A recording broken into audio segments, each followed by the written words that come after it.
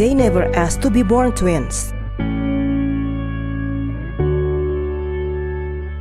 Everything was perfect.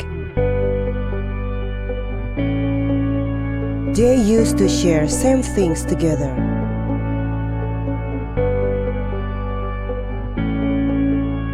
Until they made the same mistake. Fall in love with the same guy.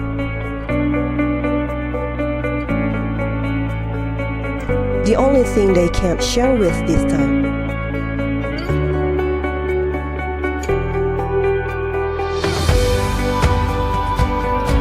Then somebody has to sacrifice her love.